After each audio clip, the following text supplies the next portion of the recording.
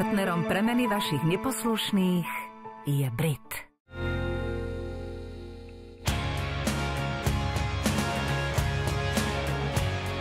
Dobrý deň. Dobrý deň. Dobrý. Dobrý deň. Dobrý deň. Juroferko, veľmi ma teší. Nevidím tu misky nikde, jedáva tu pri bude, alebo jedáva vnútri?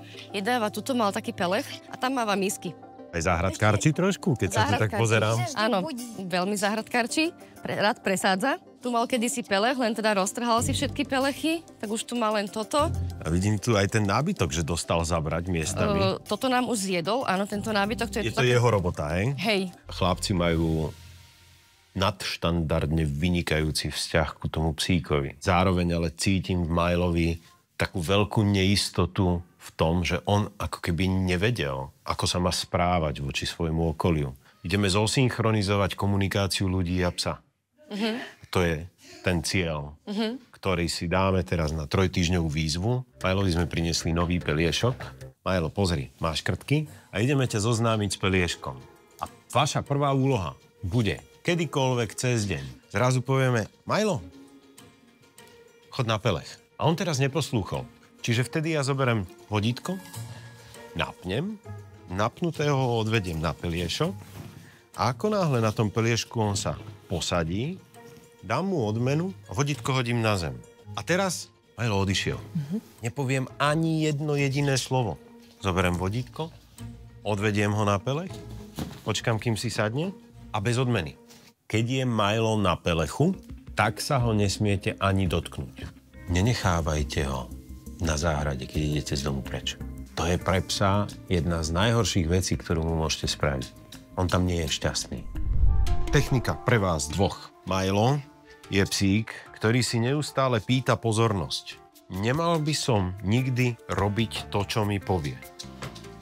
Lebo on mi teraz hovorí, daj mi maškrtu, sadnem si, daj mi maškrtu, lahnem si, daj mi maškrtu. Každý deň 5 minút mám maškrtu v ruke, stojím a ignorujem Mila, v ideálnom prípade až dovtedy, kým on sa nerozhodne, že odíde odo mňa preč. Posledná technika je spojená s krmením. Úloha krmenia je na vás dvoch. Ale pozor, nie z misky, ale z ruky. Milo, sadni. Super, odmena. Odmena, šéfky. Ľahni, odmena. Týmto spôsobom on dostane veľmi jasné, že na to, aby sa nažral, musí poslúchať. Chalani, čaute. Čau. Dovidenia. Čau. Odmena, položíš vodítko, odchádzaš. Keď Ferry odišiel, tak chalanom sa aj chcelo trénovať. Potom už po pár dňoch už ich to trošku otravovalo. Áno. Sadni.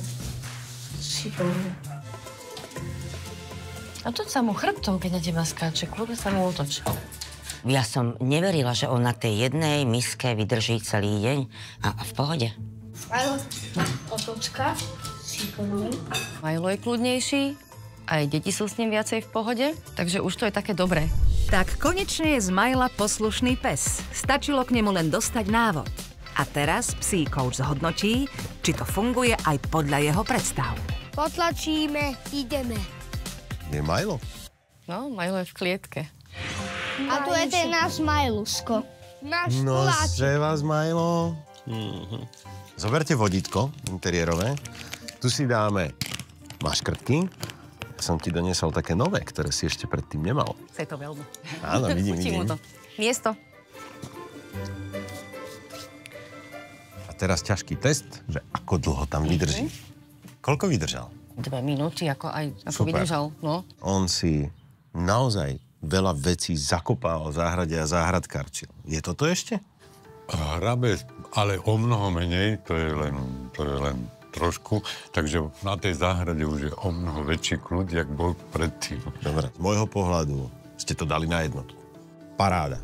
Chlapci, parádne ste trénovali. Aha! Ježišmária, takéto pecky. Ešte poriadne, Perfektné. Chlapci, majte sa krásne. Majte sa.